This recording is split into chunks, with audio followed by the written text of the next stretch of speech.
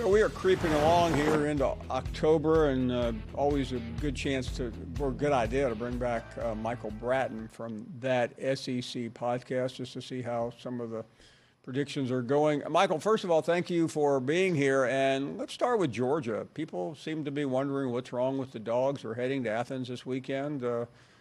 Give us a primer. Does this team look like they're capable of doing what? Yeah, Georgia's not number one. Where have I heard that before, Paul? I mean, we got some smart people like David Ubben finally coming around. But, Georgia is who they are, and I don't think they're the team to beat in the country. I don't even think, Paul, they're the number one team in the country. Now, will they have any problems with Kentucky?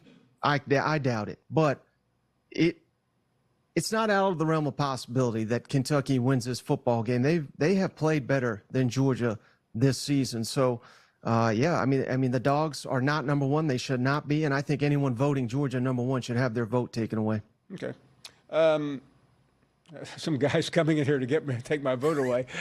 Michael, tell me about Missouri, because, there are a lot of people who say the right things about Missouri, but as soon as the camera's off, they start frowning and doing a clown face. What do you make out of Missouri?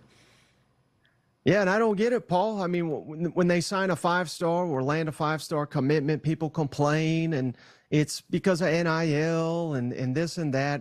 I think what Missouri is doing, let's embrace it.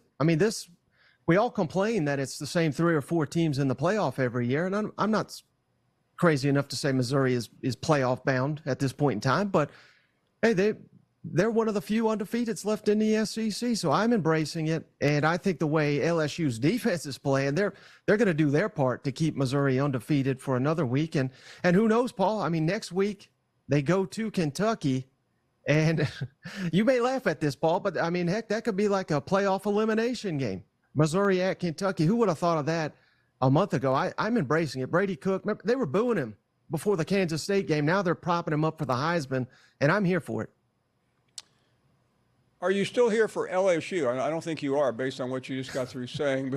But there was a time when a lot of people thought LSU wasn't only the best team in the SEC, but maybe one of the best teams in the country. Yeah, only a fool would come on a show like this, Paul, and predict LSU would win the national championship. Heck, they might have 3 losses before the first week of October's up. And I think that's where they're headed. And, of course, I'm referencing myself being that fool because I think I started that hype train. But it's just been horribly disappointing. I think they're wasting what is probably the best offense in maybe even the entire country, but certainly the SEC right now with Jaden Daniels, Malik Neighbors, and Brian Thomas on the outside. They're unstoppable. The problem is their defense is, a mannequin at a store is putting up more of a stop than LSU's defense. I don't even know. I know they brought back Pete Jenkins and all this, but how Matt House, the defensive coordinator, still has a job after what we've seen the first couple weeks of the season, I'll never know. They are wasting a golden opportunity with Alabama being down. LSU should be the team to beat in the West, but the defense is not making it the case. So where does the blame lie? I think it's all on the defensive side of the ball, Paul, and to an extent, that's Brian Kelly's fault. He's coming out here saying, well, we're in the middle of a rebuild and we don't have the pieces and we don't have experience. Well, they've added about a dozen transfers on that defensive side of the ball this offseason that have a world of experience. And it used to be known as DBU. Now it's DBU because I don't know who any of these defensive backs are. They can't stop anybody. They have the worst defense, I think, in the Power 5. If you look at the efficiency numbers there, and not in the SEC, Paul, I said Power 5. The worst defense in the Power 5 is in Baton Rouge. And again, it's a disgrace. Michael Bratton with us. Let's get to Gainesville if we have to. Another just beat down, epic defeat. Billy Napier turns a page. Things seem to be all good. What do you make out of the Gators right now? Yeah, I've been on a couple times this season, Paul. We're burying Billy Napier. We're crowning Billy Napier. We're back to burying him because, I can only imagine what Steve Spurrier's reaction was when Billy Napier said, "Hey, Kentucky, this is who we want to be." I mean, my God. They're used to beating Kentucky by 60 points. That's what it was when I was growing up. Now they're trying to beat Kentucky. That's disgraceful.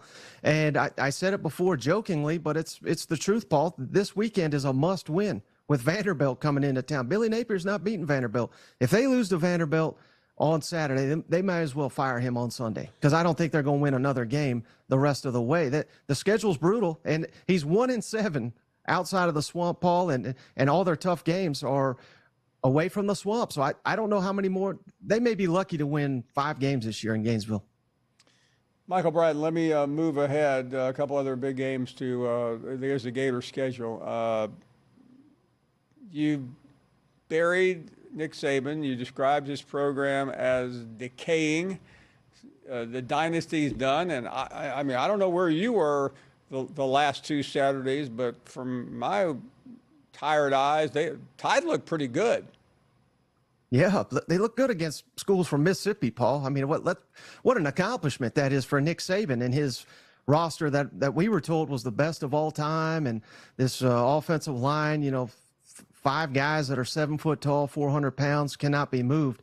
Yeah, they did well against Mississippi State. Yeah, after Lane Kiffin ran his mouth all week long, Lane Whiffen just delivered like he always does, and just drops an egg in a big game. So I'm not impressed, Paul, and I hope you have not trademarked decaying dynasty, because I'm in the process of doing that, because people are going to jump on board with that come Sunday when Alabama loses by 2 touchdowns in College Station. They'll be eliminated from the playoff. I think they'll be eliminated from the West, and it will be the first of many more conference losses that Alabama has this season. Now, Michael, we've done this too many times for me to say stop the tape, but I have to ask you to stop the tape for just a second and make sure. I come from a newspaper background. We get your name, you spell it for us, and then we double check, because that's who we used to be. We're not hot take artists. We're serious journalists. So one more time, Mr. Bratton, did you or did you not say Texas A&M is going to win this game Saturday by 2 touchdowns? Yeah, and the final score may be 14-0, Paul, with this Tommy Rees offense. I mean, I don't want to bury Jalen Milroe because he's an incredible athlete. He's got a great deep ball, but that's about all they've got. And I put that blame on Tommy Rees, because Milroe looks like a one-read quarterback in this offense, and against this defensive front of Texas A&M, I think they're going to have a field day, Paul. So 3, 6, 7 points may be enough to win this football game for A&M. I kid you not. I think first 1 to 10 wins. So I think A&M, heck, they may even win by more than 2 touchdowns. But yeah, I like Texas A&M around 24 to 10, maybe 24-9, something like that. I'm checking my schedule to see if I've left anyone out. I know we haven't talked. You mentioned Lane Kiffin. Was that his name? Lane Whiffen, yeah, that's what we call him. What a wonderful win there against LSU. That's already lost a couple games now this season, but I'm not buying into their hype either. I get it. Their backs against the wall. They had to win that game. They did it, so let's credit them. But where was that against Alabama when you really needed it, when you had a chance to assert yourself? They still go to Georgia. They still got to play A&M. They've got some tough games remaining. I just don't have confidence in Lane Kiffin, but I do find him entertaining. So I hope he can win a couple of these games, keep him off the hot seat, because he makes my job a lot easier. Michael Bratton from That SEC Podcast. We'll see you soon, Michael. Book it. We'll take a break right now. More of your phone calls and your reaction to that right after this.